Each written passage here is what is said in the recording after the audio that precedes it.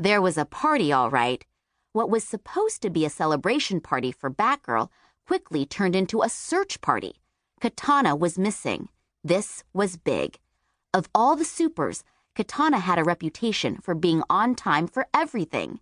It was not unheard of for Katana to be extra early, but late? Never, ever, never, ever. Batgirl sat at the controls of her elaborate computer system in the Bat Bunker while the others looked on.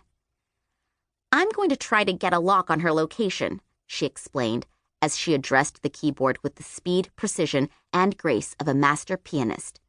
Instantly, computer screens glowed blue, and images of the school grounds and the surrounding area appeared. By then, the Bat Bunker was crowded with concerned students. News traveled fast at Superhero High, and they were famous for banding together when one of their own was in danger. Junior Detective Society reporting, Hawkgirl announced. In a nanosecond, the Flash was at her side, along with new member Poison Ivy, who was clutching an oversized basket of gorgeous tulips, daisies, and roses. She had been in charge of the flowers for the party and, after delivering the first batch, had left to get more. Half of her red hair was festooned with daisies. When she heard about Katana, Ivy had raced over without a thought to fixing the other half. Batgirl nodded to her fellow detectives, glad for their assistance. They were known for cracking mysteries that ranged from who had eaten the last chocolate tart, Beast Boy, to knowing where an evil villain resided, the planet Zolnar.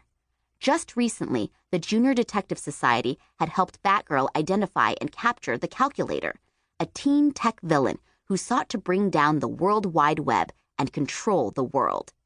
Instantly, the Junior Detective Society began interviewing everyone who might have a clue about Katana's whereabouts. The room was buzzing with theories, rumors, and an abundance of false leads. She probably dropped the cake and is too embarrassed to admit it, Cheetah said to the Flash. Maybe she was kidnapped by Croc, Big Barda told Poison Ivy as she swung her mega rod around, causing several supers to duck or leap. I heard he's on the loose again. It's possible she got sidetracked at the Metropolis Art Museum, Arrowette said to Hawkgirl. They have a new Art of Archery exhibit. She's here, Miss Martian said so softly that only Supergirl could hear. Katana is close. Where?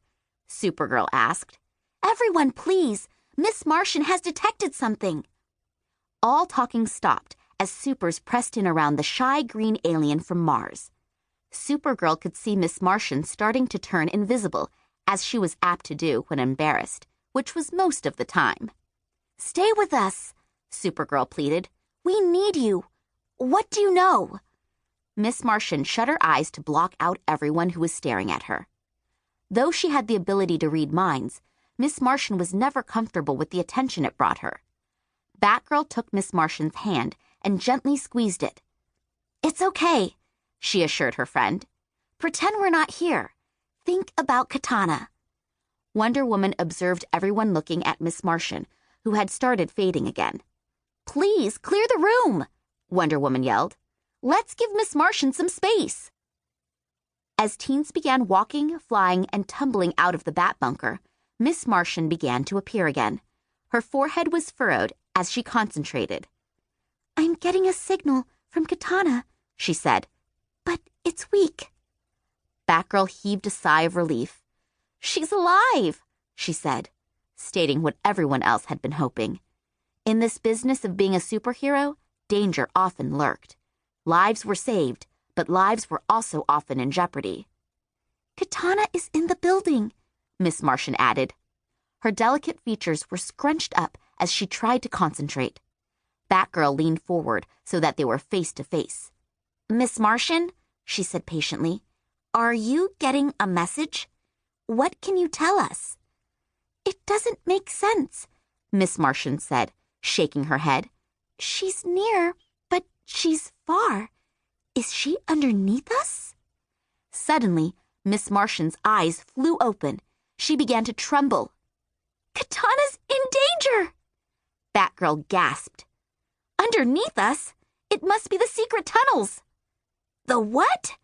Supergirl asked as she flew in nervous circles around the room. I thought they were just an old superhero high urban legend, Poison Ivy said quizzically. Sometimes legends are based on fact, Wonder Woman noted. Batgirl, since you have some knowledge of the tunnels, you look for Katana below. I'll round up the other Junior Detective Society members and go back to Capes and Cowls and try to see if I can come up with more clues.